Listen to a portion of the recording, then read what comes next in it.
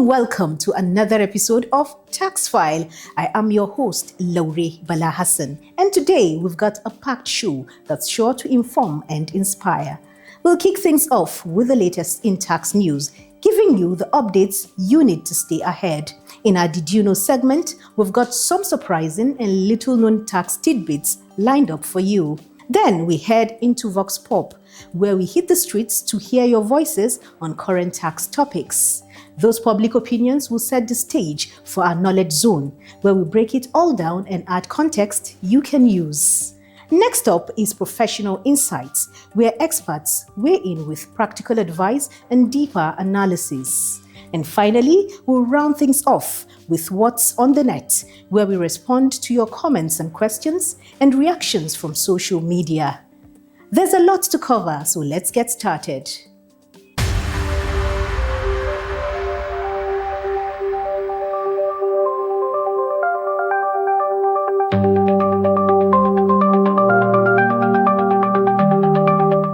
And now, the news.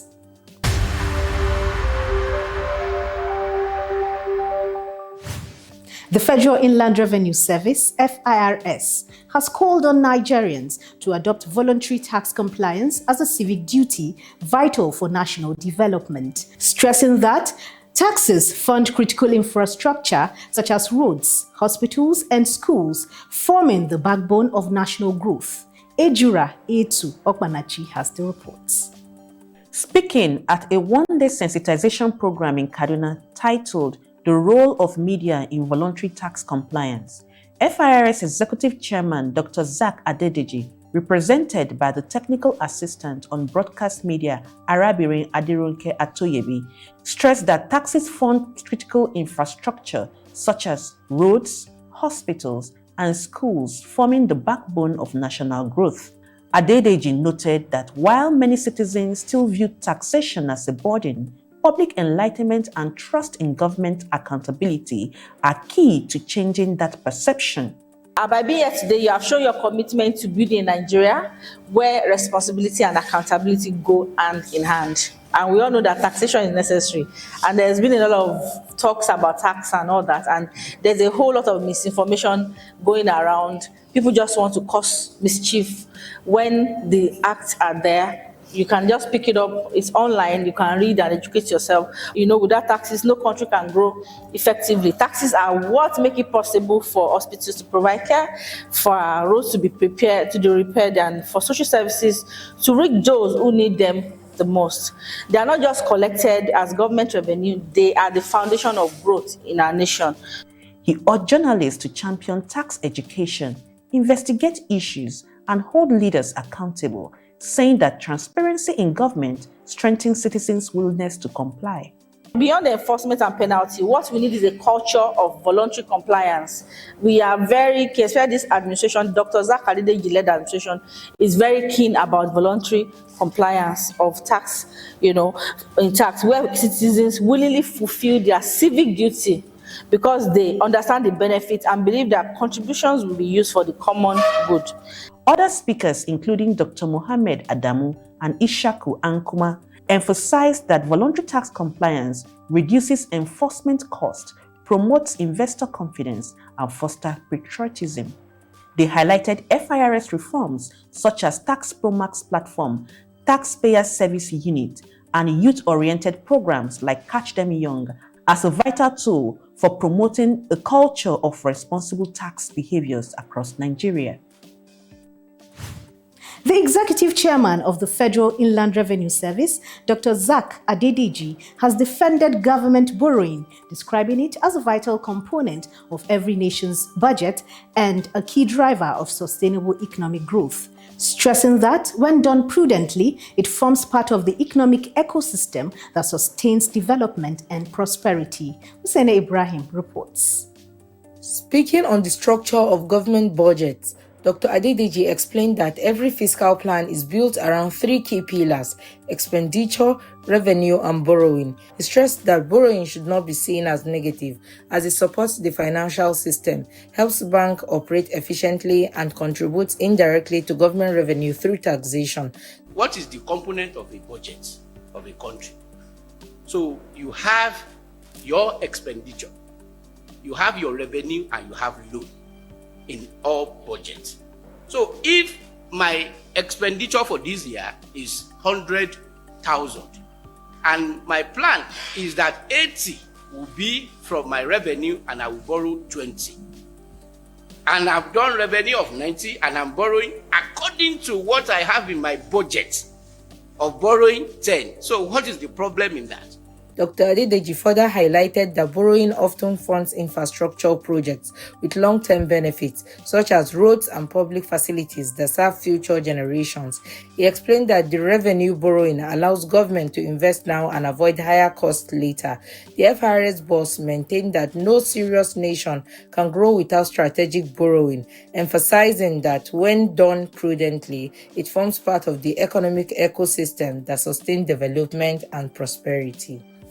Anybody, anywhere, is that you go for sustainable. And that is why you see what Mr. President or Minister of Finance, have you ever had Minister of Finance say that he's borrowing to pay salary or to do anything? And why do you do it? I'll give you a typical example. Look at this structure that we are in. Imagine that it has not been built the year it was built. How much will it cost today? So you borrow in order to beat their cost in the future. That's one. Secondly, you borrow because of what we call matching concept in business, most especially when you have continuity. Anything that I will use that will go beyond my lifetime, why do I need to use my own time to do it? So when you borrow to do road and you collect taxes in the future for anybody that is using that road to pay their own fair share. So when you see we borrow, it is part of economic plan. And you, any company or any country that will grow has to borrow because it is part of the ecosystem of a viable nation. Meanwhile, the Federal Inland Revenue Service has taken a new step in engaging the digital community as it trains social media influencers on Nigeria's new tax laws. The one-day workshop held in Abuja is part of the service's drive to make the country's new tax regime more transparent, inclusive, and development-focused. Aisha Abdulkadir has the reports.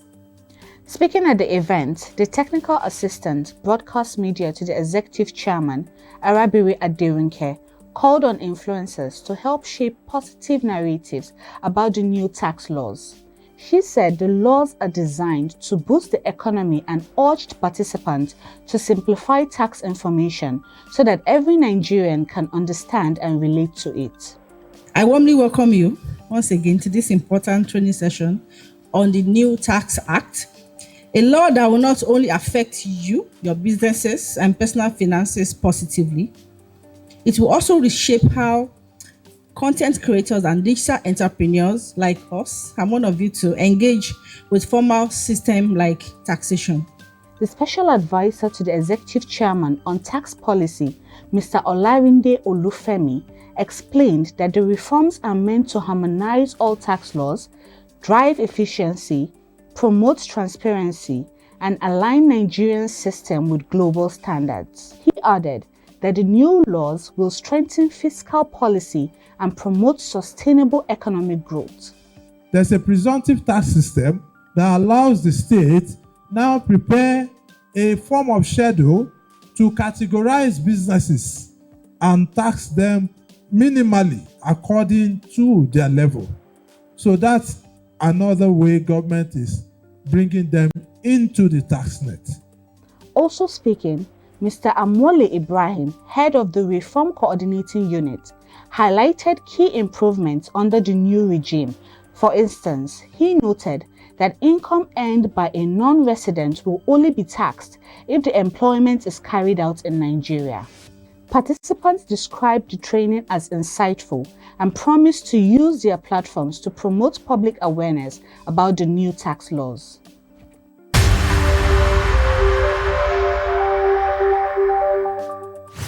And that wraps up the news. Let's join Mariam on the Vox Pop segment.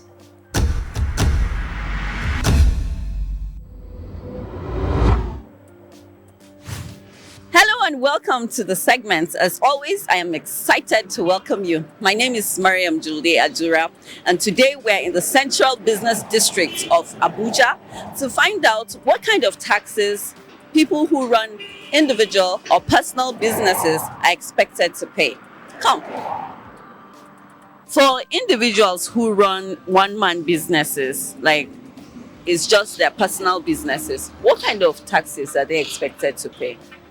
Okay, I think for individuals that have one-man business, they have the obligation to file their tax return and pay what is called personal income tax, and maybe in some instances, value-added tax and withholding tax to the relevant tax authorities. Yes. All right. Who do they pay to? FIRS or the state inland? Yeah, I think for individuals, I think they pay to state inland revenue services in their various states of abode. Well, I think for an individual, they have to pay the personal income tax. They have to pay VAT if they meet the threshold. And there's a business premises levy they pay annually too for operating in the state. Yes. All right. Okay. So what's the threshold? It's currently 25 million, but by January 1st of next year, it's going to be from 50 million and above. If I run a one-man business, it's just me running my company, what kind of tax am I expected to pay? Tax. Madam, when these tax people come, they say we have to pay personal income tax. And sometimes they say if your figures are high, you are supposed to pay VAT too. You run a one-man business? Yes. That's what kind of business? I have a shop, building material. Okay. Yes. And it's is it a limited liability company or a business name? A business name. As someone who operates a personal business, do I have tax obligations? And what are my tax obligations, if yes? Yes, indeed, you have tax obligations, and then you should pay tax. One of those tax obligations are I think, personal income tax. You're supposed to pay that, and then go to your, state board to file that. I think here in Abuja, it's supposed to be FCT IRS. So you go, you file, and then you pay. That is PITN, which is personal income tax. Similarly, in addition, part of other obligations are the VAT, that's value added tax. So you should pay that as well at the end of every month, I believe. So yes, you do have obligations to pay tax, and these are part of the obligations to pay tax. I've been an accountant by profession. I run my own activities as a one-man business. But I know that I have a civic duty of payment of my tax. From my understanding, the major one I can remember is personal income tax, whereby I go to the revenue service of my state. I'm in Abuja here, so I meet them and then go there to do my assessment. And actually, I've been doing that because I know it is my duty to my country. Someone who operates a personal business, do I have tax obligations, and what are the tax obligations that I have? For someone with a small business, it will be personal tax, personal income tax, or VAT, which is 7.5%. It depends on how much they are making. And I think it's paid into the Internal Revenue Service of the state. Not the FIRS? Not the FIRS, the Internal Revenue Service of the state, yes.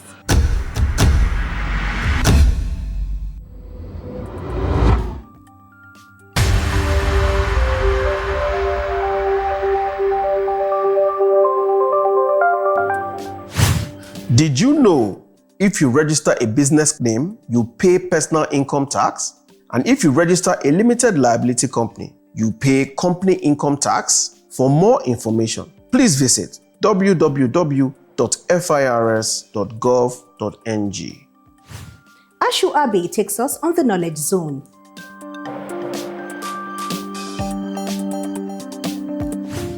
Hello and welcome to Knowledge Zone, where we dive deeper into the interesting conversations had on the streets. I remain your host, Ashu Abe. Today's question is, if you run a one-man business, do you pay personal income tax or do you pay company income tax? This question may seem tricky, but it is really straightforward. If you registered as an enterprise business name, you pay personal income tax. And if you register as a limited liability company, you pay company income tax. For more clarity, if you operate as you alone, not incorporated as a limited liability company, for example, you registered a business name under your personal name, or you simply trade as a sole proprietor, then you are under the PIT regime. All your business profits is your personal income.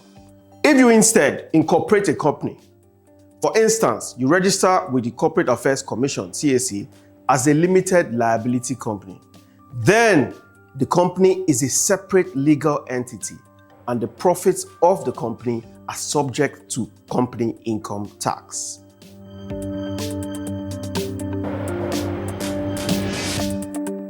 And now to our professional insight segment.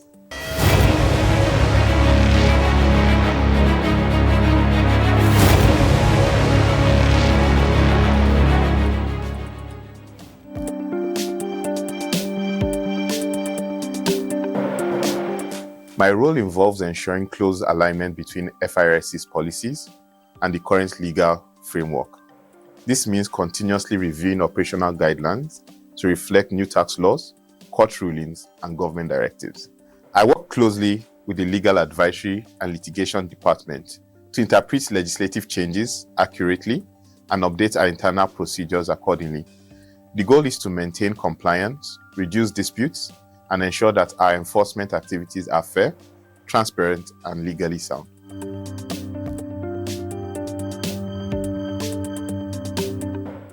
And that's a really nice area, and I've heard so many commentaries on that. But I can lend my voice to this matter because I'm familiar with it to a large extent. The surcharge refers to a 5% levy on certain fossil fuels like petrol and diesel. The essence of this levy is to fund road infrastructure and maintenance. The charge is not a brand new tax, but rather a restatement, or as you like it, a harmonization of an existing charge under the Federal Road Maintenance Agency Act, FEMA 2007. The surcharge is contained in the recently signed Nigerian Tax Act 2025. The surcharge does not come into effect until the Minister of Finance gives the directive with the written approval of the President. This means it does not come into effect now or anytime soon. For the taxation of commercial sex workers, that's a very hilarious topic, and I laughed about it too with some of my colleagues. However, it can be classified as a stream of income under the Criminal Code Act, which is largely applicable in the southern Nigeria. Prostitution is not a crime in itself. Unlike the Penal Code that categorically criminalizes it, therefore, under the Criminal Code Act, it may not be termed proceeds of crime. But I believe the reason people find this amusing is because of the moral optics of the profession. However, this should not infer that proceeds of crime, even if subject to taxation, cures the legality of the action or transaction. In fact, payment of tax proceeds of crime will tip off government agencies of the likelihood of the nature of the transaction. I believe, having said that, we have trashed out the issue of taxing sex workers and the humor that goes on with it. With respect to tax IDs, I don't think Nigerians should lose sleep with that. For companies, you have your RSC number that serves as an identification for you. For individuals, you have your national identity number that serves as your identity as well. And your tax identification numbers, the TIN, still remains valid. So all of these can help the tax authorities to easily track and know what type of transactions, activities are subject to tax obligations.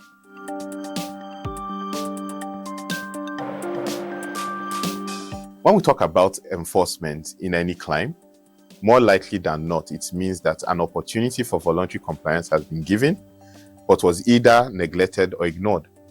The executive chairman, Dr. Nta Akure, has made it very clear that he wants to lead a customer-centric service where the taxpayers are put first and are treated at all times with the dignity that they deserve. Both the extant laws and the laws that will take effect from next year, 2026, stipulate the process for voluntary compliance, such as filing of annual returns, payment of taxes, as and when due, and even the opportunity to raise an objection to a revised assessment. Even when all opportunities for voluntary compliance are exhausted, many taxpayers will attest to the fact that FIS has always tried to assist taxpayers within the boundaries of the law on how to meet up their tax obligations. For example, taxpayers could be given an option of payment plan in a few instances to offset their tax liability.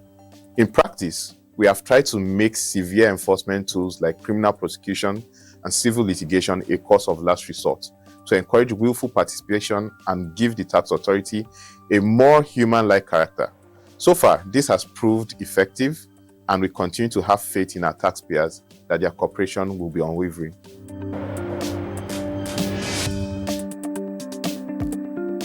From my perspective, the strength of a nation's tax laws, coupled with consistent judicial support, serves as a critical pillar of both economic growth and the cultivation of public trust. I must commend the remarkable work of the Taiwo Oyedele-led Fiscal Policy and Tax Reform Committee under the leadership of President Bola Ahmed Tinubu. Their efforts have produced a comprehensive reform framework that not only modernizes our tax regime, but also enhances its clarity, coherence, and fairness. Equally, the judiciary deserves recognition for its steadfast commitment to interpreting tax legislations with precision and integrity. By striking a careful balance between protective taxpayer rights and safeguarding the statutory mandate of revenue collection, the courts help maintain an environment where fairness is not perceived as optional, but as fundamental. This delicate equilibrium, though complex, is what gives investors and citizens alike the confidence that the system is not arbitrary, but principled. Ultimately, how a country structures and enforces its tax regime directly influences investor decisions and overall economic confidence. When taxpayers perceive clarity, fairness, and predictability in tax administration, compliance is encouraged, disputes are reduced, and public trust is strengthened. I'm confident that Nigerians' new tax laws, reinforced by judicial oversight, are already advancing this vital alignment between fiscal responsibility and economic growth.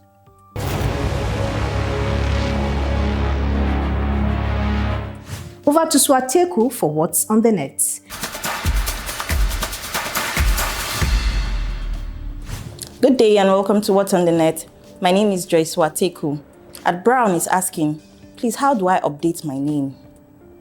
At Brown, the Federal Inland Revenue Service, FIRS, has announced that taxpayers seeking a name update must visit the relevant tax office with evidence of change of name from the Corporate Affairs Commission. An update form will then be issued for completion. At Nnamdi James is asking, I'm sincerely worried with an information that Nigerians must obtain a separate TIN before they can do a bank transaction. I'm of the opinion that BVN and NIN should serve or create an alternative that would save Nigerians the stress of queuing in banks for a TIN. At Nnamdi, Nigerians do not need to obtain a separate tax identification number at banks. The TIN is automatically generated and linked to existing identification systems such as the Bank Verification Number, BVN, and National Identification Number, NIN. FIRS says the integration is designed to reduce stress for taxpayers and simplify access to financial and tax-related services. Over to you, Laurie.